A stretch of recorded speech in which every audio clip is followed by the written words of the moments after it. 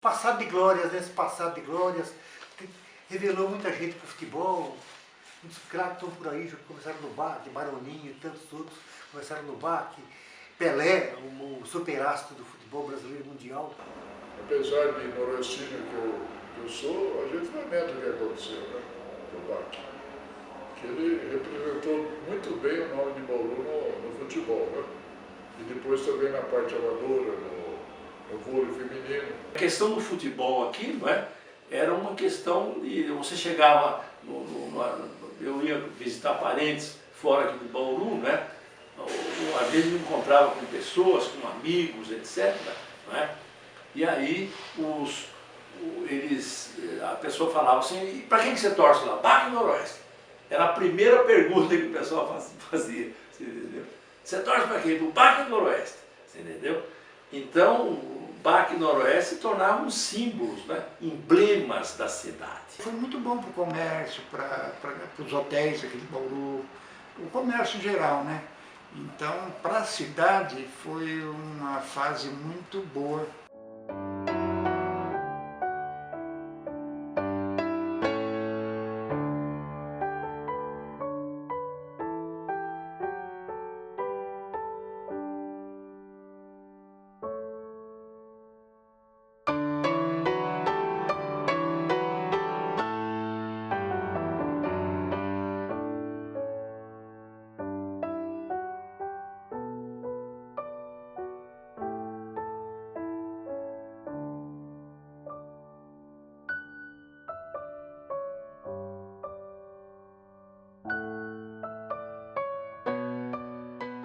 Bauru já tinha alguns clubes, né? Tinha o Noroeste, fundado em 1910, fundado pelos ferroviários, né? O Smart também, e aí em 1919 surge o BAC com o nome de Lusitana. E surge com esse nome, né? Porque o grupo, né? que colocou o nome tinha ido jogar em Pederneiras e na volta decidiram então criar um clube, né? Criar um time de futebol, e deram o nome de Lusitana para homenagear um dos membros do grupo, que era o senhor Antônio Garcia, na verdade, dono da Casa Lusitana. O Lusitana passou a ser, inclusive, um dos grandes times de Bauru de futebol. Os clubes jogavam entre si, quando um jogador não arrumava o início com o técnico, ele saía e ia para o outro time, mas sem registro, sem nada. Até que no dia, em 1931, foi fundada a Federação Bauruense de Futebol. E essa federação, então, organizou os clubes, eram filiados, devidamente registrados em cada equipe, e fez o primeiro campeonato, que foi o Lusitana foi campeão do primeiro campeonato realizado em Bauru de futebol.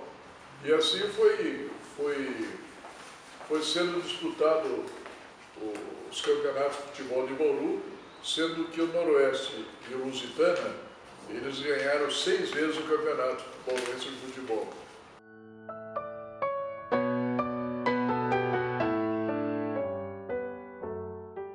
Em 1946, nós tivemos aqui um jornalista, aqui, o dono do Diário Bauru, Nicola Valano Júnior, que tinha pretensões políticas.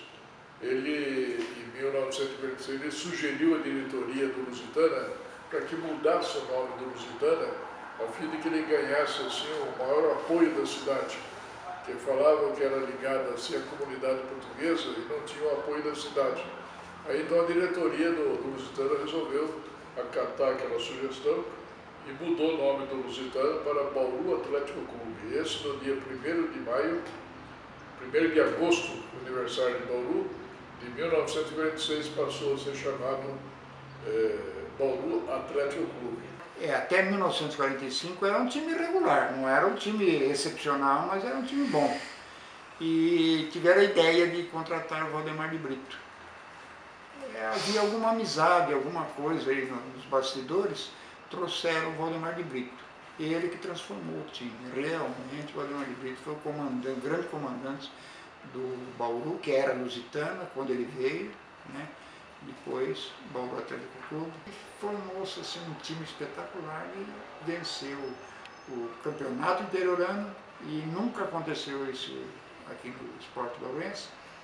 foi também campeão estadual, vencendo o Santos, que é aquela sociedade anônima e santista, né? Era um time muito bom, um time amador lá de São Paulo.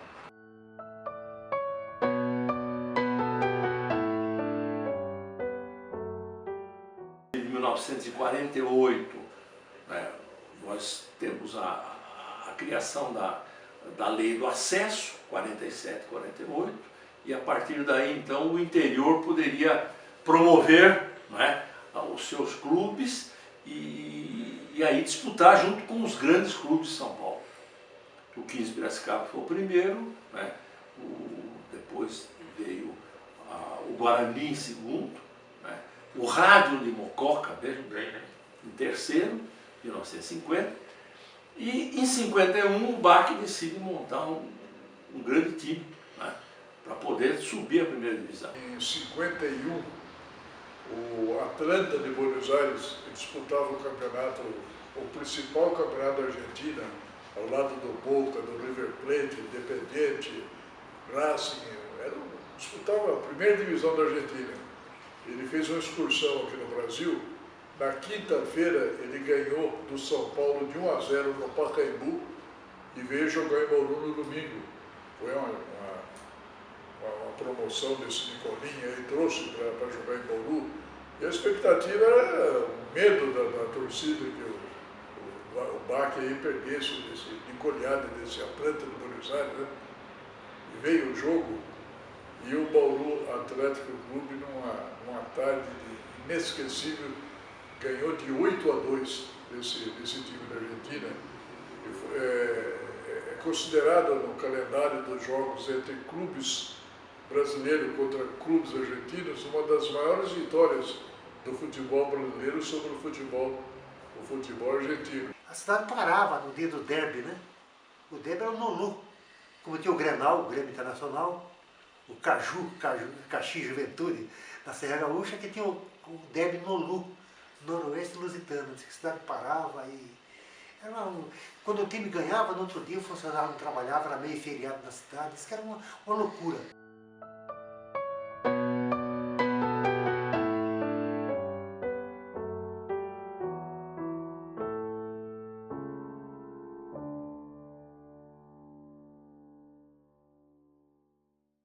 Aqui em Bauru, por exemplo, no mesmo dia 16 de julho, nós teríamos o derby BAC Noroeste. Era uma espécie de obrigação você ir no campo. O pessoal falava isso, vai no campo, né? No estádio, vai no campo, né? Então, para assistir o derby BAC Noroeste. E o meu pai me levou para assistir o derby. Eu tinha 11 anos de idade. A Copa 50 é o seguinte, era tanta certeza que o Brasil seria campeão, que os campeonatos regionais não foram suspensos. Tudo disputando normalmente, era certeza. Aquela festa preparada, campeão do mundo, não tinha como ficar fora, perder aquele campeonato, né? E nesse dia jogaram pela segunda divisão no campo do BAC, o Bauru Atlético Clube e o Noroeste, pelo campeonato da segunda divisão de profissionais. E a diretoria do BAC colocou um serviço de som para retransmitir o jogo do Brasil na hora. Foi na mesma hora do jogo Brasil-Uruguai. Então, o Noroeste e o BAC jogando, a torcida presente lá tudo, e o serviço de som lá retransmitido, todo mundo ouvindo o jogo do Brasil.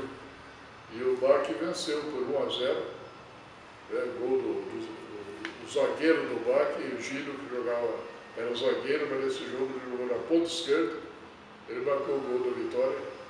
E nesse dia, então, o Bauru Atlético ganhou do Noroeste de 1-0, justamente. Eu saí daquele campo com a cabeça inchada 2 vezes. O Noroeste perdeu para o BAC e o Brasil perdeu a Copa do Mundo. Agora, em 53, o Noroeste era o primo rico, lá em cima, líder, e o BAC, o coadjuvante ali, né? E o Noroeste subiu aquele ano, mas sofreu contra o Noroeste sofreu contra o BAC. 4-3, um domingo no estádio Alfredo Castilho, Campo Antigo, aquele que pegou fogo. E eu lembro com o torcedor, olha a rivalidade, hein? O torcedor do BAC pulou alambrado, estava chovendo, pulou alambrado para pegar o juiz, inconformado com a arbitragem, né? Foi 4-3 para o Noroeste e o BAC deu um trabalho danado, em 53. Quando O Noroeste não tinha contratado Colombo, Zeola, Brotero, Ranulfo e Luiz Marini, que era o ataque que subiu. Era o ataque do BAC de 52, o Noroeste de 53. Mical, Paulinho, e assim foi. Né? Eu lembro desse jogo, o estado cheio, um domingo de chuva, o estado cheio, e você vê como que era a rivalidade antigamente, né?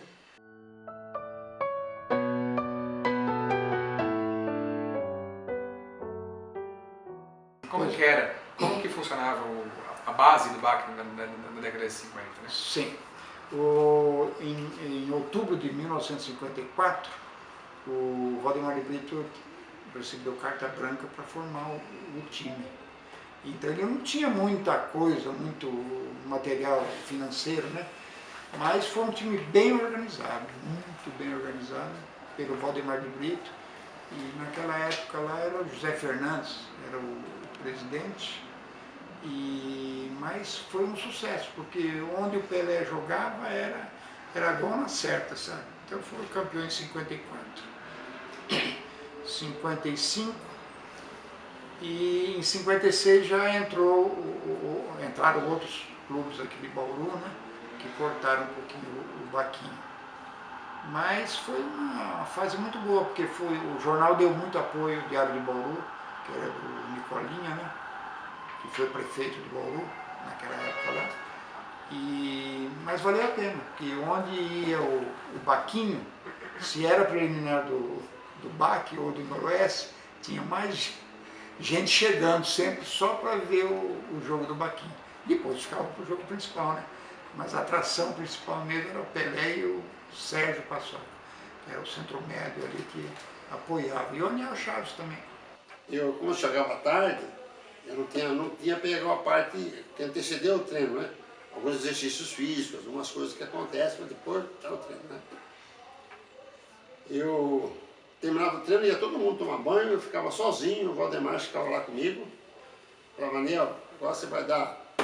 Conforme o dia dava uma quantidade, ele começou com 5 voltas, depois foi 6 voltas, 7 voltas. Falei, bom, você vai dar 5 voltas em torno do gramado, você vai ser seu fiscal. 5 voltas em torno do gramado, acelerado, depois você vai tomar banho. No outro treino eram 6 voltas, no outro treino 7 voltas, até chegar um condicionamento, acabava o treino, eu dava 10 voltas em torno do gramado e não era iluminado. Teve dia que eu estava dando a última volta, praticamente enxergava a ponta do pé, já estava escuro. Quando eu saía de lá, não tinha mais nenhum jogador no vestiário. Mas isso aí serviu para eu ter responsabilidade, serviu para eu aprimorar minha parte física, né? E parte técnica, treinamento, obediência, certinho, as determinações do treinador, como você fazia. Por isso que eu ganhei a titularidade.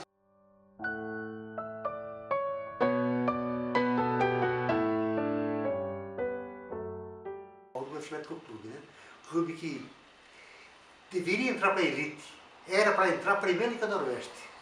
O Noroeste foi promovido à primeira divisão em 1953, quando ganhou a segundona, e o BAC em 52, tinha um timaço, mas houve uma lambança na fase final, né? Parece que perdeu o Marília, Linense, e acabou sendo eliminado na luta pelo título. Em seguida, houve uma revolta e o time desapareceu, isso em 52. O time foi extinto.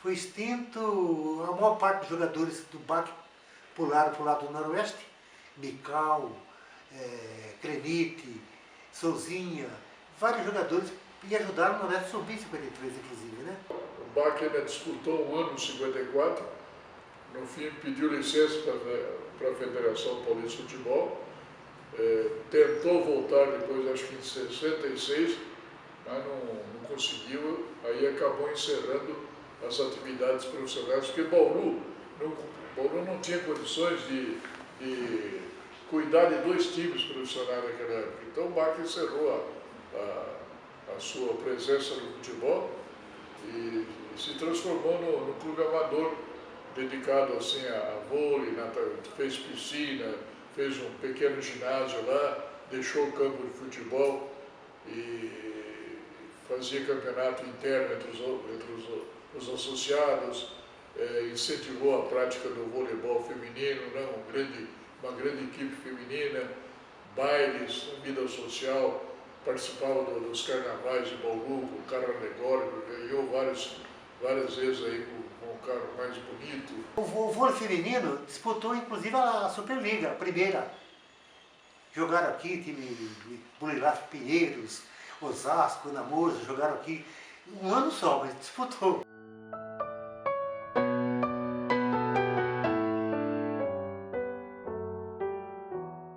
O Clube Social dá despesa também.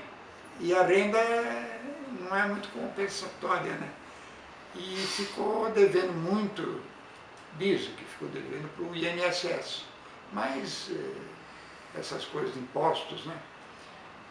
Para o INSS e imposto de alguma coisa a mais, IPTU, aquelas impostos que existem.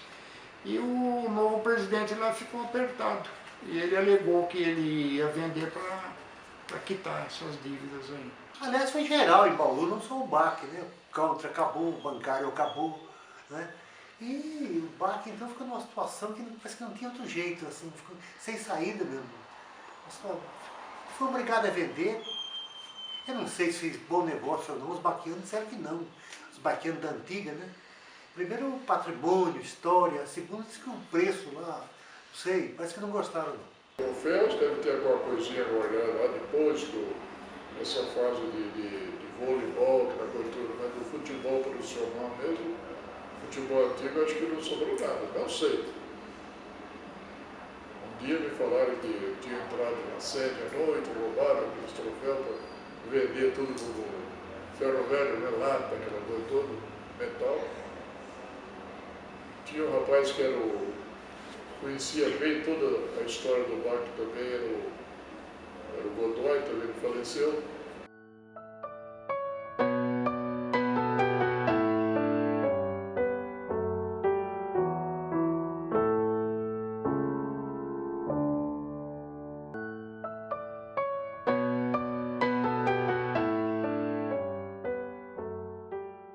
O melhor carnaval da cidade.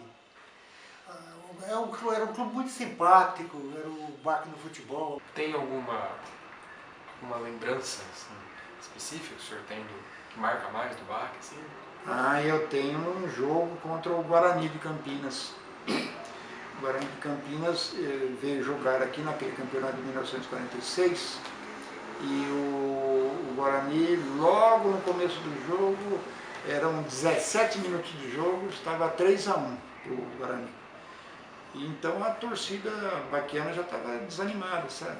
Aí caiu uma tempestade muito forte mesmo, que os jogadores tiveram que sair para o vestiário e na volta teve um zagueiro borracha, lateral direito, né? Naquele tempo era back direito, ele foi atingido por uma faísca e ele caiu duro lá, pensaram que ele tinha morrido. Mas ele está com tanta vontade de voltar, de ir para voltar para o segundo tempo, ou segunda fase do jogo, né? Que houve aquela interrupção, que ele voltou. O desaparecimento do BAC, sem dúvida alguma, ele representa uma espécie de uma perda, né, da cidade em termos de identidade.